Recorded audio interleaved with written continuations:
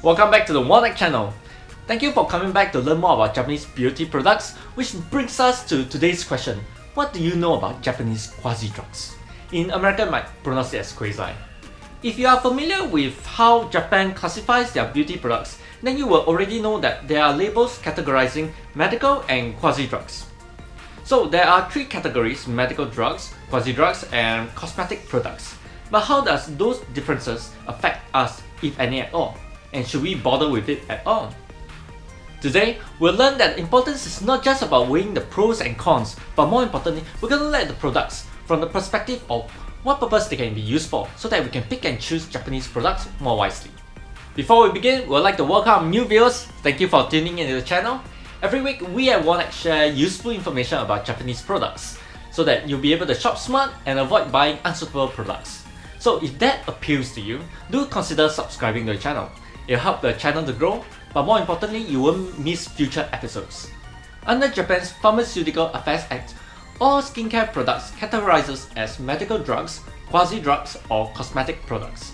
And even though we say drugs, not all products are for oral consumption. The Ministry of Health, Labour and Welfare is responsible for the approval of the ingredients in drugs. But we will not be looking at how they assess ingredients, but rather we're going to look at what purpose we can use the products for. Let's first take a look at medical drugs. As the name suggests, these are medicine, so it's important to keep to the stated limits and timings we are required to take them. Some of them are only accessible through a doctor's prescription. The purpose we would like to use medical drugs for is curing and preventing illnesses.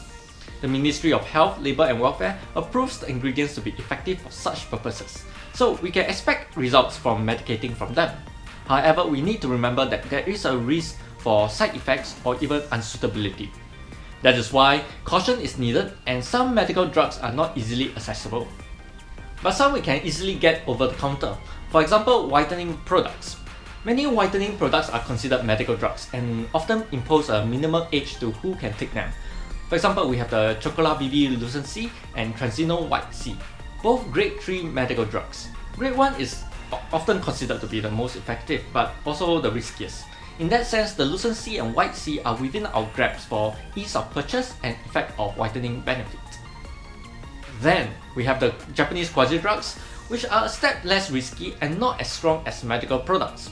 So we can use Quasidrugs for the purpose of preventing and improving any symptoms. The Ministry of Health, Labour and Welfare doesn't quite see them as medicine, but approves of them based on the concentration of some ingredients. In fact, because they are not so strong, they can provide pinpoint care, like skincare for acne or skin dullness. Japanese Quasidrugs are easily obtained from drugstores. However, users with sensitive skin need to place some caution here. Manufacturers are not required to list every ingredient on the product packaging.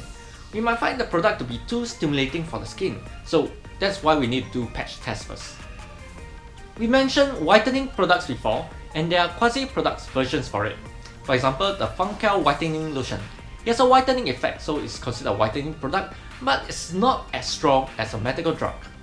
By the way, there are other products other than for skin, for example for scalp.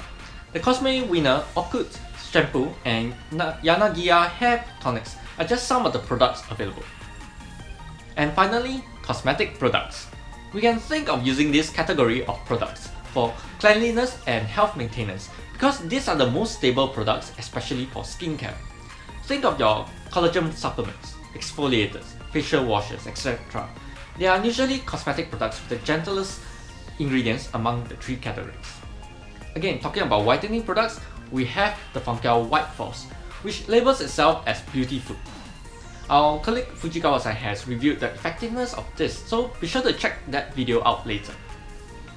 Also, some manufacturers have researched their own unique ingredients, which allows us the opportunity to try the newest ingredients on the market.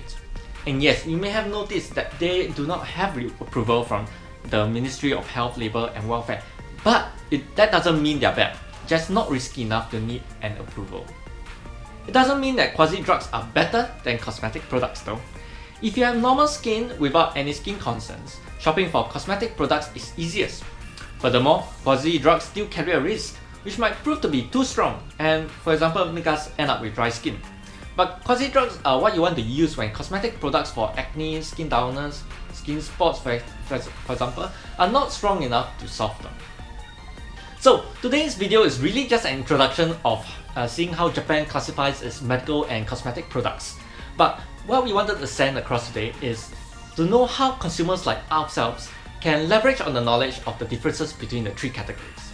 Are the cosmetic products that you are using not giving the slightest change at all? Then maybe that could be a hint for you to move on to Quasidrugs. Or maybe you have normal skin and you are using a higher grade product. You could save some money maybe by going for the less risky items. That's the end of our video for today. We'll see you in the next video. Till then, stay happy and smile. We hope you liked that video. If you'd like more information about other Japanese products, why not watch one of these videos here? And if you're not, why not consider subscribing so that you won't miss future Japanese products.